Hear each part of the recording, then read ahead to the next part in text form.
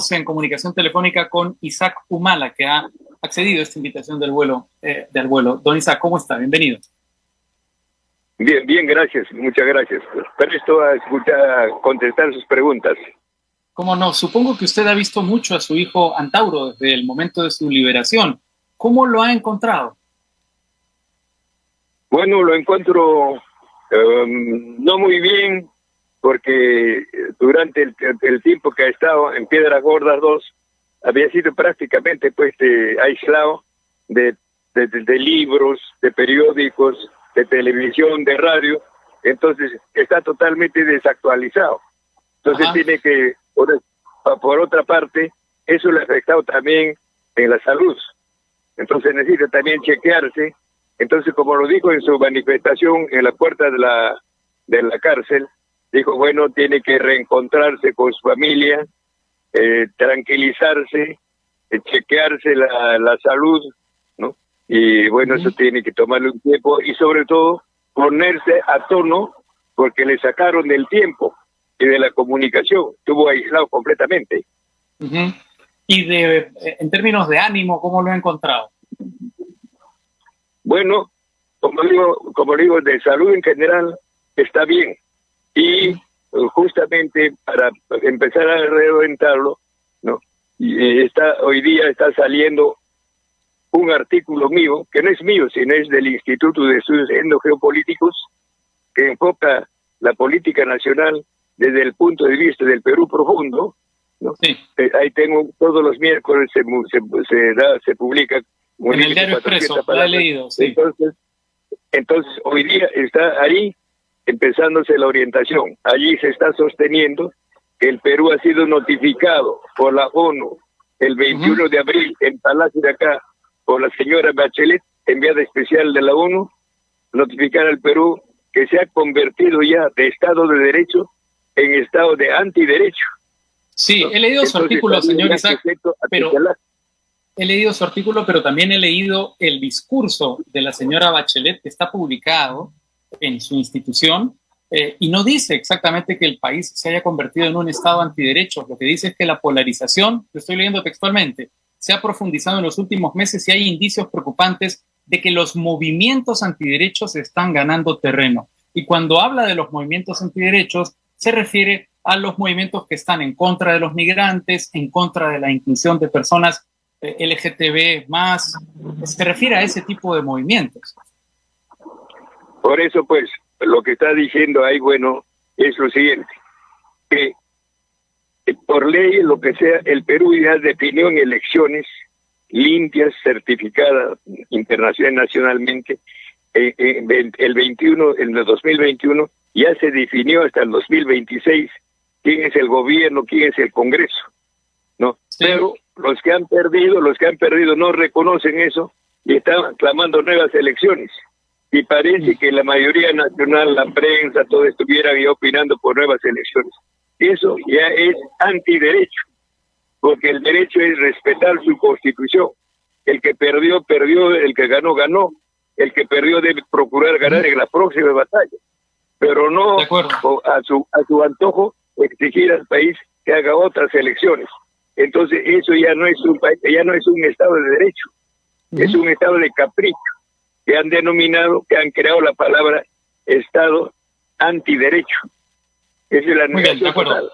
De acuerdo. Quisiera seguir haciéndole algunas preguntas sobre la situación actual de su hijo Antauro. Siempre se ha hablado mucho de cómo usted les inculcó la vocación política, la ambición también por la política a sus hijos desde muy jóvenes. Usted, digamos, en su preparación, en su entrenamiento a sus hijos, ¿llegó a prepararlos para una situación como la que le ha tocado vivir a Antauro? Bueno, no es, digamos, derecha o izquierda. Lo que le he enseñado es de que debe conocerse bien la historia del país, la geografía, ¿no? Entonces, ¿no? Como hay dos Perús, que ya lo estableció Garcilaso, cuando dice Perú, madre de extraños y madrastra de tus hijos, y lo actualiza eso, Basadre, en el siglo pasado, ¿no? Lo actualiza en el sentido de que desde que está Pizarro ya como 500 años, ¿no? Sí. El Perú ya es dos, se ha convertido en país dual. En este momento, el que está vigente como país, como Estado, es el Estado que viene de Pizarro, el fundado por Pizarro y Almagro, en 1532. Ese es lo que está hasta Luis. Ese es lo que en este momento ya no es Estado de Derecho, sino Estado de Derecho. Eso es lo que tiene que ver con su artículo, pero le preguntaba por la situación de su hijo Antauro. Le preguntaba si usted, dentro de su entrenamiento político, lo llevó a preparar para vivir una situación como la cárcel que le ha tocado vivir, o si incluso con la preparación que uno puede tener para enfrentar una situación de esta naturaleza es imposible. Es decir, si la cárcel ha llegado a quebrarlo en algún momento. Bueno, él tiene su propia formación. Tiene 3 libros escritos, un libro antes y 3 libros escritos en la cárcel, entonces es un intelectual. Si usted lo lee, cualquier de sus libros, pues es un libro. No está como tantos libros que se presentan todos los días, que no vale la pena ni leerlo. Pero son libros de profundización. Entonces, él tiene su propia formación, ¿no?, intelectual, solamente que lo mío es, ¿no?, que vaya al fondo, al margen de las ideologías, ¿no?, a la realidad. Y el Perú real, histórico, milenario, incluso civilización, ¿no?, nación incaica, es el Perú profundo. Que reclama como sus fundadores a Manco Cápac y Mama Orio, y el que está fracasando es el Perú fundado en 1532 por Pizarro y Almagro. Entonces, ¿Y usted cómo se siente, don? De acuerdo. Sí, ese es el diagnóstico que usted hace. Pero ¿usted cómo se siente luego de la liberación de su hijo? ¿Contento por esta liberación o frustrado por pensar en los años en los que estuvo preso? Bueno, mire, la cuestión es analizar los problemas fundamentales del momento. Por ejemplo, uno de los problemas fundamentales del momento es de que el Perú, no obstante que es la tercera reserva mundial en minerales y es, en consecuencia, número 1 en zinc, producción mundial en este momento, ¿no? Sí. Por lo menos quinto en oro, segundo en plata y segundo en cobre, primer exportador de harina de pescado, y así por el estilo. Entonces, sí. pero eso no lo goza el país. ¿Por qué? Porque el concesionario, todos los concesionarios son dueños del 100% del material no renovable que explotan, sea gas, sea petróleo, que sea minerales. Entonces, usted está repitiendo los argumentos, está repitiendo los argumentos que incluye su columna del día de hoy en el Diario Expreso. Yo le estoy preguntando cosas que son no necesariamente de su columna, siquiera hablamos de ella más adelante. Yo la he leído y me parece muy interesante la reflexión que plantea, pero quería preguntarle nuevamente, ¿cómo se siente usted frente a la liberación de su hijo? ¿Contento por tenerlo de vuelta o frustrado por el tiempo que no pudo estar con él? Bueno, naturalmente, pues feliz, ¿no? No tan feliz porque él está desactualizado, no está informado de nada. O sea, tiene una laguna larga, entonces tiene también su salud, toda esa cosa. Entonces, lo primero que tiene que atenderse es él, su salud física, su salud mental, ¿no? Y que se ponga a tono, porque ya no he escrito nada tampoco, pues. Ya. ¿No? Como le digo, él ha estado con una tortura total. Y dígame, en las condiciones en las que ha encontrado a su hijo, ¿usted cree que es posible, digamos, su incursión en la política o eso tendrá que tomar tiempo? No, debe ser breve tiempo porque él está lúcido total, pues, ¿no? Pues justamente eso que ha manifestado al salir, no ha atacado a nadie, ¿no? Simplemente ha dicho que tiene que tomarse un tiempo para reencontrarse con su familia, consigo mismo, con su alma, con su salud, con su ritmo de estudio y de producción intelectual. Ajá. Entonces está perfecto. No ha atacado a nadie, ni va a atacar. Ya no es tiempo, entonces, incluso lo ha dicho, ya no hay nada que atacar, ya pasó los casi 19 años que ha estado preso. Ajá. Entonces ya no hay enemigos. ¿No? Ya no hay enemigos. Esto supone, por ejemplo, postular a un cargo público, pensar quizá en la presidencia de la República? Bueno, claro, sí.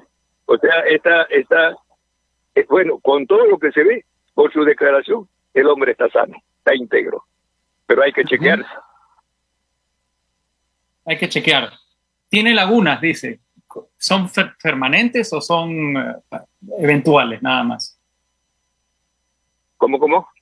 Usted dice que tiene algunas lagunas todavía. ¿Son permanentes, son frecuentes o son eventuales? No, sino desactualizado. Okay. Supongamos que usted no hubiera leído, ni escuchado, ni visto televisión, nadie, durante un año. Entonces eso lo desubica usted, y eso es muy notorio. Si usted es un intelectual, usted es periodista. Sí. Si le priva de comunicación, está usted fregado completamente. Sí, claro. Ahora, usted dice que digamos, él ha cambiado, que él no ha atacado a nadie, que no va a atacar a nadie desde su salida a la prisión. Eso implica una transformación. El Perú ha cambiado. ¿Sí? Ya, lo que digo es que él, en las palabras que se escucharon, no ha habido un ataque a nadie. A eso me refiero yo también. Y eso revela una transformación. Eso revela una transformación tanto de él como del país. Yo quisiera preguntarle, mirando hacia atrás, si hay alguna autocrítica de su parte por el llamado Andahuaylazo. Bueno, crítica de mi parte, no, porque estaba justificado para el momento, porque en el manifiesto, ¿no?, del Andahuaylazo, en el documento, ahí están las 4 razones por las que una de las razones que me acuerdo es que ese año, ¿no?, el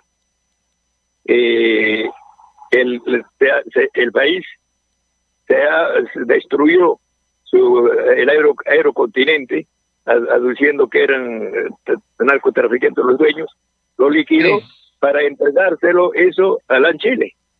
Entonces el Perú, ¿no?, ya se convirtió, el puerto del Callao se convirtió puerto para LAN Chile, y LAN Chile ahora, gracias al Callao, es una compañía mundial. Tiene oficinas en Tokio, tiene oficinas en París, ¿no?, asociándose con otros, ¿no? De acuerdo, no nos desviemos, no nos desviemos del tema. Pero digamos, supongo que si usted no tiene una autocrítica frente al Andahuaylazo, Antauro menos, es decir, él está conforme con su accionar en ese momento.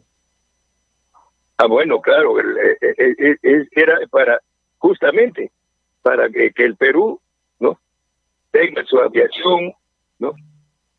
Bueno, incluso en ese tiempo, ¿no?, en el 2004, pues, mediante una ley, subordinó al ejército a la policía. Ajá. Entonces es otro punto que no se podía aceptar, pero había aceptado la oficial hasta ahora. Entonces había 4 razones, no me acuerdo bien. Sí, además, tachaba únicamente al presidente, y decía incluso en el manifiesto que lo reemplace el llamado por ley su vicepresidente, el ingeniero Mason. Entonces fue una sedición, no fue incluso una rebelión, porque rebelión es desconocer totalmente el Estado, y sedición es cuando no es todo el Estado, sino alguna parte importante del Estado. En este caso tachaba únicamente a una persona, al señor el presidente Toledo, ¿no? Sí. Claro. Ya, además, ahora yo quisiera preguntarle, ¿cómo ha vivido su familia todos estos años? Ayer entrevisté a Wilfredo Pedraza, abogado de su hijo Ollanta, y me contó que su familia se había quebrado por la situación tan compleja que le tocó vivir. ¿Es verdad? Bueno, la familia, naturalmente, pues hemos quedado mal, ¿no? Es decir, internamente la familia ha estallado. Más o menos está peor que la familia Belmont, que en su discurso del domingo pasado, bueno, ve también cómo está. Entonces, la familia humana también está igual o peor. Entonces, ya son las consecuencias, pero eso ya no tiene mayormente importancia, porque es ya asunto, ¿no?, dentro de familia. ¿Y tiene solución? ¿Usted cree que tiene solución? Bueno, bueno, pues a veces el lío entre hermanos, entre familias, es a veces, normalmente un lío entre hermanos es peor que entre extraños. Ajá, porque Ollanta y Antauro eran muy cercanos, ¿verdad? Eran íntimos. Todas estas cosas y complicaciones de todo eso, pues, ¿no? Sí. Pero es cosa, como digo, cosa interna, ¿no? que tratamos que trascienda poco, ¿no? En el papel de los Humala con respecto a nuestras obligaciones o nuestra patria. Sí, pero bueno, era una situación que se hizo pública tomando en cuenta que Antauro estuvo preso y su hermano, Ollanta, era presidente de la República, es decir, tuvo la posibilidad, o por lo menos se debatió en un momento la posibilidad de un indulto. Sí, claro, pero no ha habido tal indulto, pero eso ya pasó, pero en este momento, ¿no? La cancha está abierto y el país está abierto del 2026, tiene toda la chance, ¿no? Antauro, ¿no? Es su turno, ¿no? E incluso está mucho más fácil, ¿no? Sería la única personalidad realmente presidencial que en este momento tiene el Perú. El resto que yo veo no es porque es mi hijo, el resto son pigmeos. Sí. Hay intelectuales muy buenos, pero están hablando, por ejemplo, cuando se refiere a Antauro, dice, ese asesino de 4 policías. Entonces, casi todos están diciendo eso. Al decir eso, ¿no? Bueno, pues están pues muy mal, porque ha sido una acción de armas, ¿no? Ahí no hay asesinatos, ¿no? Son caídos en acción de armas. En todo caso, asesinato sería, ¿no? Peor que asesinato, ¿no? La muerte de los 4 policías que fueron, ¿no? Abaleados por soldados que estaban con armas especiales, ¿no? Y desde sus nidos, ¿no? Francotiradores han sido muertos por detrás, ¿no? Entonces, ya eso está en los documentos, eso está en el expediente, pero a pesar de que eso está filmado, además, no obstante eso, casi todos los intelectuales, no he escuchado ninguno, creo que alguno no más, todos dicen que él asesinó a 4 y que dice que ha habido 4 muertos. No ha habido 4, 6 muertos. 4 muertos eran policías, pero murieron también 2 caceristas. Entonces, eso, por ejemplo, no investiga el expediente, no ha investigado los jueces, no se ha preocupado de ellos, ¿no? Entonces, esos 2 muertos caceristas por francotiradores, ¿no? Es como si hubieran cuyes, si fueran gallinas, ¿no? Solamente se toma en cuenta a 4 policías y no se encuentra en cuenta de los otros. Eso, por ejemplo, es un cargo tremendo a los jueces. Los jueces se han portado pésimo, todas las instancias y el Tribunal Constitucional, con la excepción de un vocal, Calle Jair. El resto, no obstante que lo de esta sedición está tipificado, no en el Código Penal, está tipificado en la Constitución, artículo 45, no han respetado eso y lo han procesado como vulgar delincuente de 7 delitos. Sí, de acuerdo.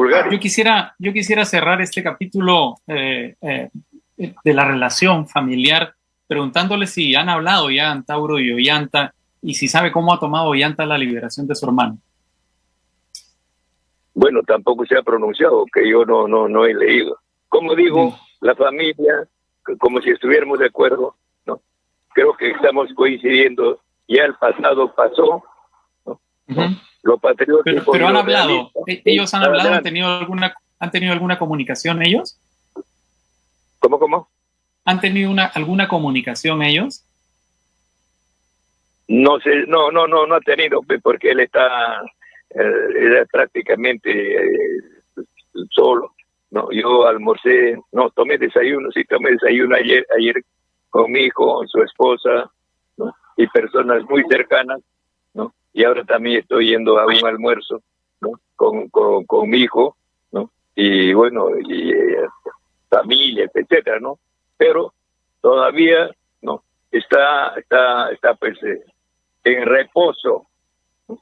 Porque son 19 años de cárcel, ¿no? Sí. Es el preso del Perú, el que ha estado más tiempo en toda la historia del Perú, ¿no? Y en el mundo sería el segundo después de Mandela. Mandela creo que es 23, 24 años. Se refiere a preso político. ¿Cómo? Se refiere a presos políticos. Sí, pues. Así que, como digo, estamos en un compás de paz, de tranquilidad, ¿no? Ya. Entonces todavía no ha empezado, por ejemplo, su chequeo. Sí. Supongo que será el hospital militar, no sé. Todavía no se ha definido eso. O sea, no hay apuro. No hay apuro. Usted ha mencionado la ideología que usted ha desarrollado y ha postulado durante su tiempo también como figura política, que es el etnocacerismo. ¿Se acerca en algo el gobierno del señor Pedro Castillo y Cerrón al ideario que usted defiende? No estamos con ninguno. Estamos, como le dije antes, como ya definió en el artículo de hoy día en Expreso, el Instituto de Estudios Geopolíticos ya definió hoy día, ¿no?, de que la tarea ahora es que el Perú no corre el riesgo de ser un Estado antiderecho y se ciña, ¿no?, a la condición de Estado de Derecho. Y ahí se señala en el artículo, se señala 4. Entonces, ahí está ya teóricamente, ideológicamente, ¿no?, y objetivamente ya está bien definido, bien claro. El Perú tiene que recuperar o salvarse del riesgo de degenerar, ¿no?, en Estado antiderecho. O sea, estaría viviendo ya bajo la tutela, ya sería un capitis diminutio como Estado. Sí, ¿no? De acuerdo. Entonces, entonces el problema fundamental en este momento es convertirnos en Estado de antiderecho. O sea, el sujeto ya a auxilio, a curatela para mantenernos dentro de las Naciones Unidas con soberanía, con pleno derecho, como cualquiera de los 194 estados. Estamos en riesgo de pasar. Sí. ¿Existe simpatía entre su hija Untauro y el señor Vladimir Cerrón? ¿Alguna posibilidad de aproximación entre los dos? Mire, no he tocado ese punto, pero mi punto de vista es que debe hablarse con todos. Debe hablarse con Cerrón, debe hablarse con la señora Keiko, debe hablarse con doctor Francisco Tudela, con Lourdes. Con todos hay que hablar, porque todos tienen que aportar en este asunto de emergencia, de que el Perú no vaya a degenerar en Estado antiderecho. ¿Con el expresidente Sagasti también? Hay que hablar con todos, ¿no? Hay que hablar con Roque Benavides, ¿no?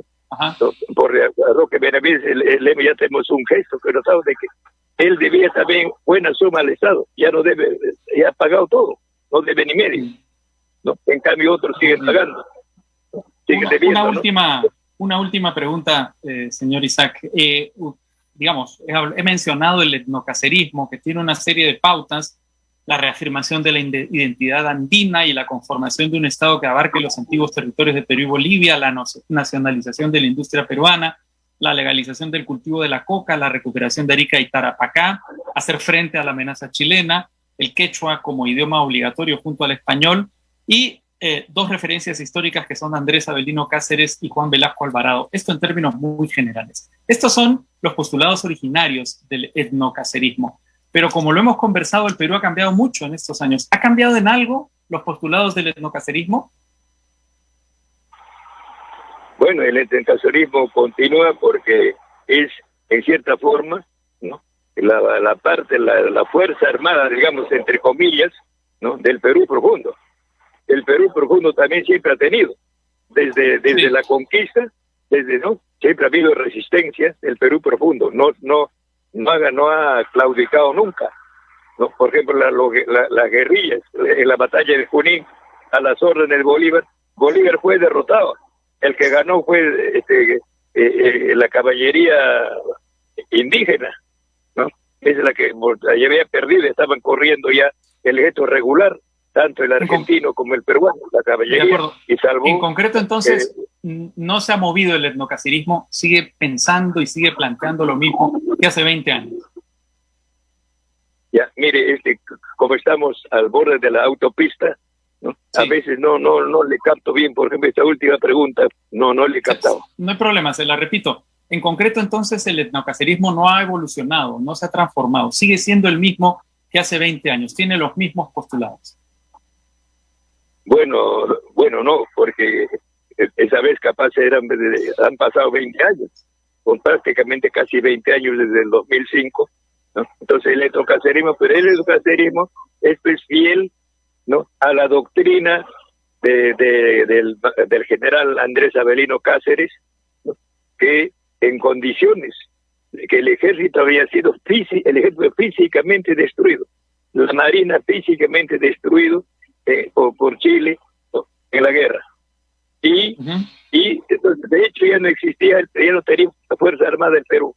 Y el gobierno de Piérola también disolvió por ley, ¿no?, el ejército y ordenó que los generales, los oficiales, se reporten como prisioneros al ejército chileno, porque fundamentando de que en una guerra hay perdedor y ganador, pero si los dos están, sigue la pelea.